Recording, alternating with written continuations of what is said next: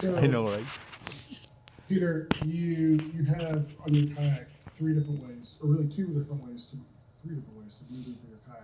Very much three different ways, because my favorite way to fish is literally to be able to drop this thing out of the back of the truck at a local marina and just throw a swim jig around. And when that's the day, there's not a black pack in there, there's not a motor on the front, there's not a motor on the back. I will literally go out with the micro anchor and the pedal drive, 2-3 rods. Like it's so simple. It's thoughtless, right?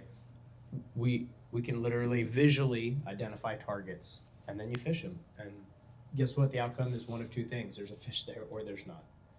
So, yeah, there's a lot of things, but well, to that question is, you've we're almost like opposite, where I had a pedal drive, and then now I went away from that.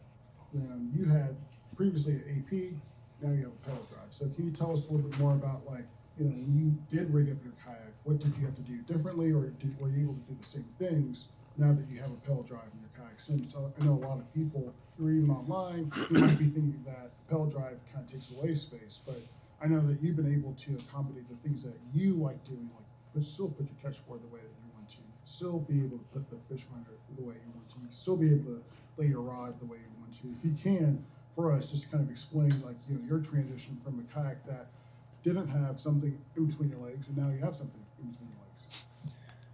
yeah, no, that. Pedal. I was wondering about that. In case anybody was curious, who here does not tournament fish? Awesome. If you don't tournament fish, genuine question: do you weigh your fish? Do you measure your fish, or do you throw them on the stringer because they're going in the grease? You do measure. You do weigh. So your own personal, internal competitions. For me, I use a catch board, and I like to let gravity help me measure my fish.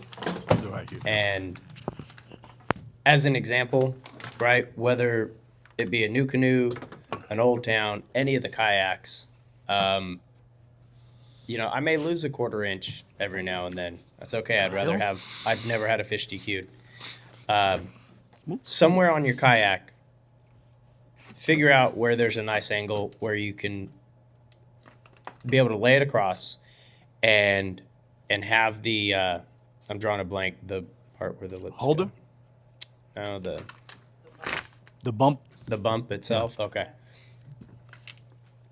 Is down at the bottom, because gravity is going to help you keep that fish from being disqualified for either mouth being open or it not, being all the way at the zero. For me, again, coming from an AP going to a PDL, one of the preferences that I developed was just that big open area. Specifically on the PDL, obviously, if you've got the pedal drive in, that does eliminate some of that open area. However, the seat is on a slide system, and so I have found that on days where I'm using the PDL drive, I slide the seat further back, and on days where I'm not, right, you've got the big open cockpit area, and I'll slide that seat a little bit forward.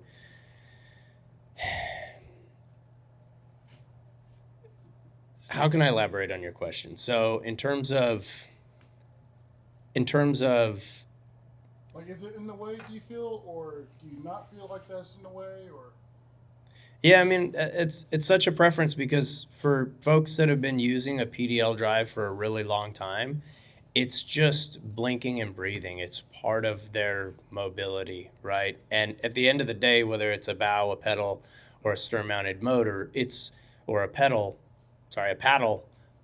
it's literally just how you get around. Do I think one is better than the other? 100%. Like, they are. There's no argument. In different conditions, there are situations in which a paddle or a pedal or a bow or a stern is superior than the others.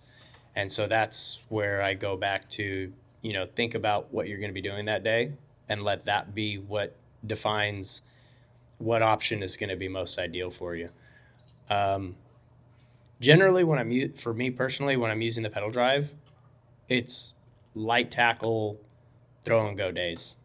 It's when I don't want to spend any time at the ramp, when I want to be able to throw that pedal drive just into the kayak, slide the kayak out of the back of the truck, onto the ramp, go fish. And in that scenario, the pedal drive is the best tool for kayak mobility because everything else takes longer. Everything else requires wiring. Everything else requires a battery. Everything else requires me to have charged that stuff up before. Everything else requires me to have made sure, as Cameron mentioned, that, weight distribute, all those things. And I'm not the sharpest bowling ball in the rack. Sometimes I want to think as little as Sharpest bowling possible. ball? I just want to go cast. I just want, seriously, like, to thoughtlessly just go beat a bank is, for me, that there's a therapeutic value for that. And there's some days where that's all I want to do. I don't want to worry about whether or not my battery for my graphs is charged, or did I not charge it last time, and did I bring the I don't want to think about any of that. I just want to go fish. And so in those scenarios, does the PDL drive take up room in the front? Yeah, of course it does. It has to. It exists there. But does it facilitate me having the experience that I want that day? Without a doubt. So